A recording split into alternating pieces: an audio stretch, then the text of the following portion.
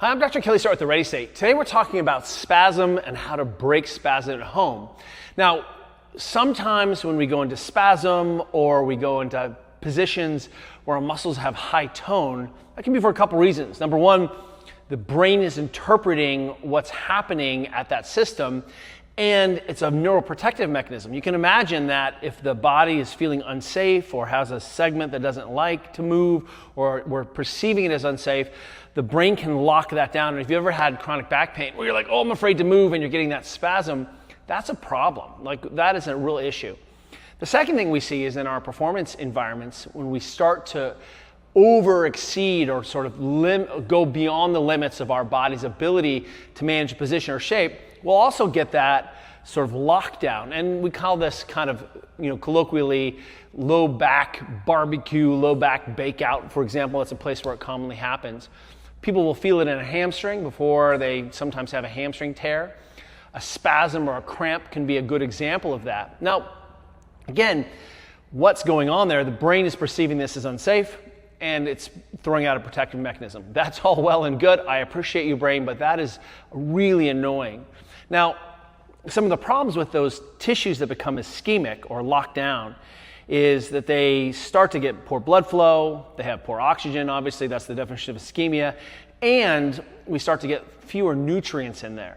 The insertions can become a little bit irritable, and now we have sort of a secondary set of problems where, hey, my brain is always on lockdown because it's fearful, or it's interpreting what's going on as a problem, and then now I'm getting kind of a second order set of pain-related problems.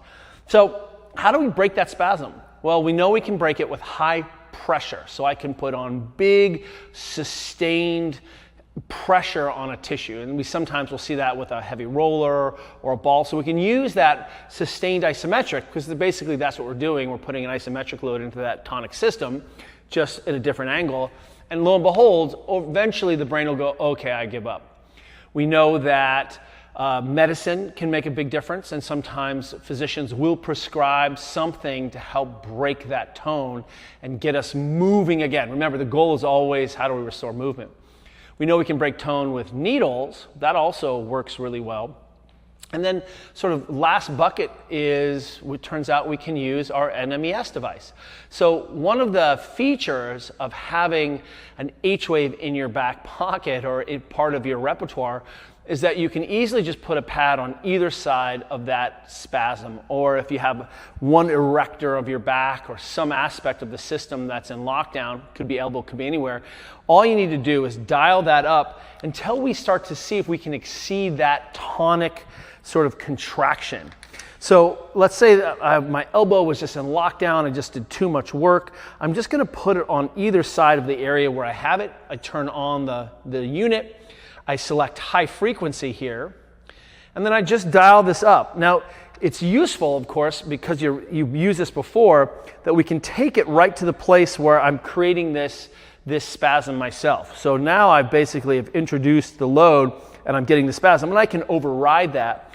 But what we can do is we can start to turn that up to a place where can we make this spasm worse? Can we kind of override the brain and get a little bit more contraction there? Or we just dial it up until oftentimes we're like, it's maxed out, I can't take anymore. And what's nice about this is that we see that we can fatigue out some of the features of the nervous system where this starts to relax and will break tone. And if you've used the high frequency setting before for pain, you'll know that after a while you begin to adapt to that signal and you can handle a little bit more. In this situation, we probably don't go much longer than 45 minutes, max an hour. The only thing we're considering is, are we going to get some irritation under the pad because we're putting some high energy into the system here. But the shorthand for this is that when we are in spasm or in pain, not only can we use high frequency to sort of give ourselves some analgesic effects, but when we attack or target specifically contractile tissues, aka muscles, we actually can find that we can break that tone. We can break that spasm. Now, that's all well and good, but after that happens, we do want to go to low frequency, and we want to dial that up until we get a comfortable contraction in that. Oftentimes when we're working with people who have got some high tone or some sort of stabilizing mechanisms that are compensatory, the low frequency pumping doesn't work as well. It's not as effective.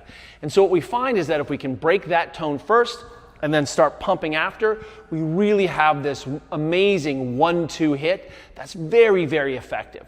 So the idea, remember, when I'm using an H-wave, you might think it's about pain reduction, you might think it's about decongesting, but ultimately it is about restoring our ability to move. And this means that now, hey, I've got broken that spasm, now I'm getting some movement into the tissues, and then the next step would be, hey, how can I gently start to restore and signal to the brain that it's safe to move? And this combo of first, breaking tone, second, getting as much non-fatiguing muscle contraction as I can tolerate in the background, 3, using these sort of tools and tactics to create windows where I have less pain, less discomfort, less soreness, where I can go out into the world and begin to do activities of daily living or even return to training. H-Wave is a movement company, and this is an incredible device that can help you manage that gnarly spasm and high tone.